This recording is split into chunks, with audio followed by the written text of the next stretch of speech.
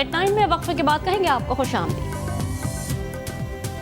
रवां सीजन में सईद अजमल की मुतासिर कुन कारकर्दगी आईसीसी हुक्काम को तो मुतासिर ना कर सकी, लेकिन अपनी जादुई बॉलिंग से उन्होंने पाकिस्तान की फतुहात में अहम किरदार अदा किया। सईद अजमल की कामयाबियों के सफर पर देखते हैं ये रिपोर्ट। पहला, दूसरा और फिर तीसरा। Hang on, just as you say it, Ravi. Bowled him round his legs. So Cook's innings is over. One day cricket में नंबर 1, T20 में नंबर 2 और टेस्ट क्रिकेट में नंबर 3। ये है पाकिस्तानी स्पिनर सईद अजमल, जिनका जादू आजकल सर चढ़कर बोल रहा है और नामी गिरामी बल्लेबाज इनके सामने बेबसी की तस्वीर बने दिखाई देते हैं। 30 साल की उम्र में अपने बैनुल-अक़वामी कैरियर का आगाज करने वाले सईद अजमल 2011 में अपने कैरियर के उरूज पर दिखाई दिए, जब उन्होंने महज 8 टेस्ट मैचेस में 50 विकेटें हासिल की और फिर रवां साल के आगाज पर जब पाकिस्तानी टीम इंग्लैंड के खिलाफ सीरीज के लिए मुत्तहदा अरब अमारात पहुंची तो दुबई और शारजा की विकेटों पर केविन पीटरसन, जोनाथन ट्रॉट और एंड्रयू स्ट्रॉस जैसे बैट्समैन सईद अजमल के सामने चकराते नजर आए।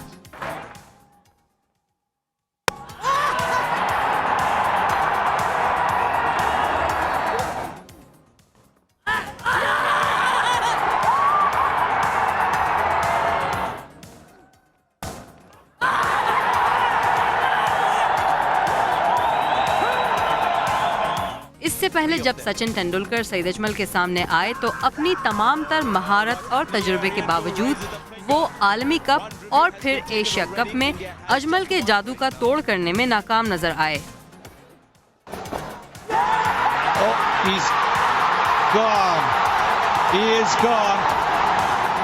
मुसलसल शानदार कारकर्दगी की बदौलत सईद अजमल जल्द ही एक रोजा क्रिकेट के नंबर 1 बॉलर मान लिए गए। हालिया दिनों जब कौमी टीम ऑस्ट्रेलिया के खिलाफ सीरीज के लिए ऑस्ट्रेलिया पहुंची तो एक बार फिर मिस्ट्री बॉलर ने अपनी बॉलिंग से कैंगरूज को सहरज़दा कर दिया।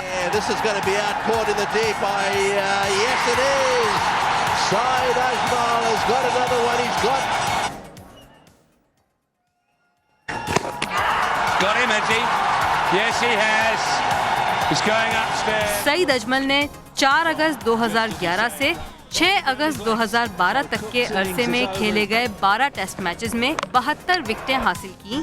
इसी अरसे में वो वनडे क्रिकेट में नंबर 1 बॉलर रहे, मगर उनकी ये शानदार कारकर्दगी भी आईसीसी हुक्काम को मुतासिर ना कर सकी।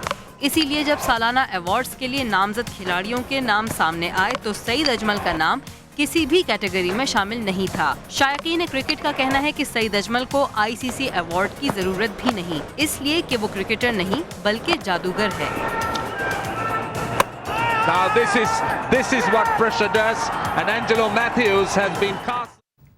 मुत्तहदा कौमी मूवमेंट ने तमाम मकातिब फ़िक्र के उलमाए कराम पर मुश्तमिल इत्तेहाद बैनुल मुस्लिमीन फ़ोरम कायम कर दिया है। फ़ोरम का मकसद मुख्तलिफ मसालिक के दरमियान फ़िरक़ावाराना हम आहंगी पैदा करना है। कराची से समरीन मंसूरी की ये रिपोर्ट। मुल्क भर से मुख्तलिफ मसालिक के 29 उलमाए कराम पर मुश्तमिल मुत्तहदा बैनुल मुस्लिमीन फ़ोरम के क़याम का ऐलान कराची में फ़ोरम के सदर मौलाना तनवीरुल हक थानवी ने किया। मौलाना तनवीरुल हक थानवी का कहना था कि मुल्क में जारी फ़िरक़ा वारियत और कत्ल गारतगिरी की सूरत हाल में फ़ोरम का क़याम वक्त की अहम ज़रूरत था। ये अगरचे MQM के प्लेटफॉर्म से कायम किया गया है, लेकिन ये एक आज़ाद फ़ोरम है जिसका मकसद मजहबी हम आहंगी पैदा करना है। हमें शिया सुन्नी देवबंदी बरेलवी से सरोकार नहीं है। मुझे इसके ऊपर कोई जवाब दे दे इस हाउस के अंदर, क्या कत्ल गारतगरी का सिलसिला जो है, क्या सब नहीं चाहते कि ये चीज़ ख़त्म होनी चाहिए? मुस्लिम तो मुस्लिम, गैर मुस्लिम की जान का भी तहफ़्फ़ुज़ होना चाहिए। हम सिर्फ ये पैगाम, ये जज्बा लेकर आए हैं। दूसरी जानिब प्रेस कॉन्फ्रेंस के बाद मुत्तहदा बैनुल मुस्लिमीन फ़ोरम के तहत मुज़ाहरा भी किया गया। उलमा कराम का कहना था कि हुकूमत और कानून नाफिज करने वाले इदारे फ़िरका वारियत के खात्मे और कातिलों की गिरफ्तारी में नाकाम हो चुके हैं। मुत्तहदा बैनुल मुस्लिमीन फ़ोरम के तहत उलमा कराम का कहना था कि फ़िरका वाराना कत्ल गारतगिरी में बैरूनी हाल मुलव्वस है। ऐसे कत्ल को इस्लाम में हराम करार दिया गया है। कैमरामैन कामरान खान के साथ समरीन मंसूरी, CNBC पाकिस्तान, कराची। मुल्क की तारीख में 6 सितंबर नाकाबिले फरामोश दिन है। इस रोज पाक फौज ने लाहौर पर भारतीय फौज के मकाराना हमले का मुंह तोड़ जवाब देते हुए इसके दांत खट्टे कर दिए थे। लाहौर से वसीम मलिक की रिपोर्ट। राहे हक के शहीदों, वफा की तस्वीरों, तुम्हें वतन की हवाएं सलाम कहती है। आज़ादी की तहरीक से लेकर आज तक हिंदुओं को मुसलमाना ने हिंद की आज़ादी एक आंख नहीं भाई। 6 सितंबर 1965 को भी दुश्मन ने रात के अंधेरे में पाक सरजमीन पर बुज़दिलाना हमला करते हुए कई सरहदी देहातों पर कब्जा कर लिया। ऐसे में पाक फौज के जवानों ने मेजर अजीज भट्टी शहीद की क़यादत में भारतीय सूरमाओं को BRB नहर पर रोककर अर्ज़े वतन पर कब्जा करने के इरादों को खाक में मिला दिया।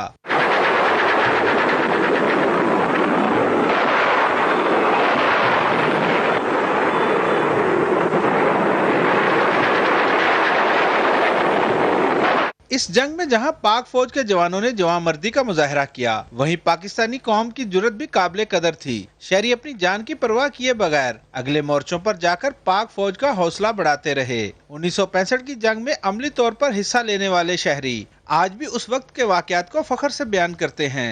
लोगों ने अपना असला जो भी था, जिनके पास भी था, वो भी सब उठा के ले आए और फौज के साथ मिलकर शाना बशाना उनके साथ बहादुरी से लड़े। सुबह फौज आई है होर नाल आवाम भी साडी पै गई है, जेडे ਅਸੀਂ ਨਹਿਰੋਂ ਪਾਰ ਹੋਏ ਸਾਂ ਅਸੀਂ ਵੀ ਪੈ ਗਏ ਆ। ਉਸ ਤੋਂ ਬਾਅਦ ਅਸੀਂ ਨਿਠਾ जवान सी उस वक्त दे ਉਹ ਨਾਲ ਸੀ फौज ਦੇ, ਮੋਰਚੇ ਵੀ ਕੱਢਦੇ ਸੀ ਤੇ ਨਾਲ ਲੜਦੇ ਵੀ ਸੀ। ਨਾਰੇ ਮਾਰੇ ਫਿਰ ਦੁਸ਼ਮਣ ਜਿਹੜਾ ਕਰਾਸ BRB ਨਹੀਂ ਕਰ ਸਕਦਾ। ਅੱਗੇ ਸਾਡੀ ਫੌਜ ਅੱਗੇ ਸੀ ਨਾ ਪਾਰ।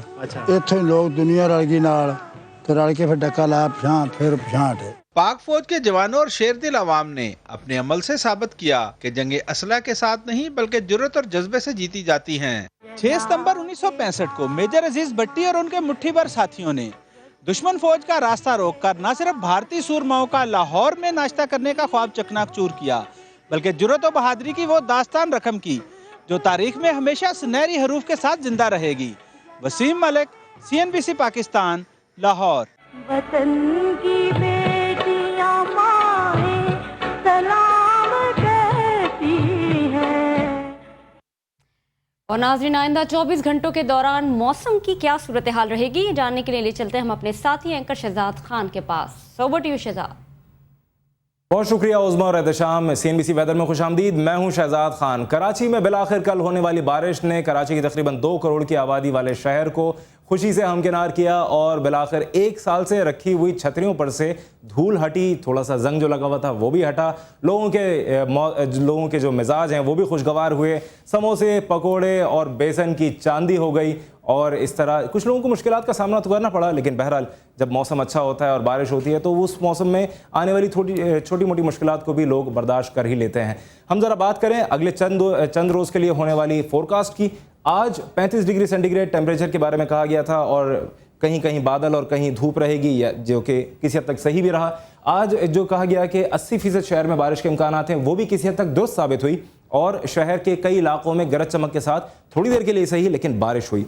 कल के बारे में हम आपको बताते हैं। कल के बारे में ये बताया गया है कि मतलब अबरालूद रहेगा और कहीं कहीं थंडर स्टॉर्म्स यानी कुछ इलाकों में गरज चमक के साथ बारिश होती रहेगी और मौसम लेकिन फिर भी निस्बतन थोड़ा गर्म रहेगा। आज 35 डिग्री सा टेम्परेचर, कल 37 डिग्री टेम्परेचर होगा। 80% इम्कान है कल बारिश का, यानी कराची वाले कल भी तैयार रहें, अपनी छतरियाँ साफ़ सुथरी रखें और पकोड़े और समोसों का बंदोबस्त भी करके रखें।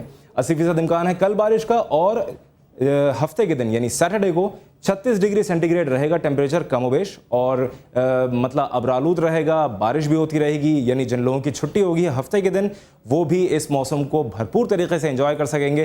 ख़ास तौर से वो लोग जो कि दफातर में थे जब बारिश हुई और उनमें से बहुत से लोगों का ये कहना था कि वो बारिश को एंजॉय ही नहीं कर सके और वो जब बाहर निकले तो सिर्फ उन्हें सड़कों पर खड़ा हुआ पानी मिला। लेकिन हफ्ते के दिन 90% बारिश का इम्कान है, तो ये भी इम्कान है कि वो इस बारिश को अच्छी तरह एंजॉय करेंगे। इतवार के दिन की अगर बात की जाए, इतवार को मतलब थोड़ा सा अबरालूद रहेगा, थोड़े सूरज निकला रहेगा, उसके बाद 34 डिग्री सेंटीग्रेड टेम्परेचर रहेगा, यानी मौसम निस्बतन मिला जुला रहेगा। इम्कान फिर भी बारिश का है 90-80-90%।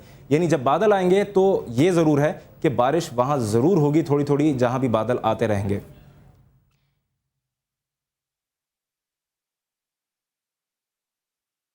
न्यूज़ एट 9 में फिलहाल इतना ही। तबसरों, तज्ज़ियों और रिपोर्ट्स के साथ कल आपसे फिर मुलाकात होगी। मैं हूं उज़मा एजाज खान और मैं हूं तशाम खालिद। अपने फीडबैक के लिए आप हमें ईमेल कर सकते हैं nh@cnbcpakistan.com पर।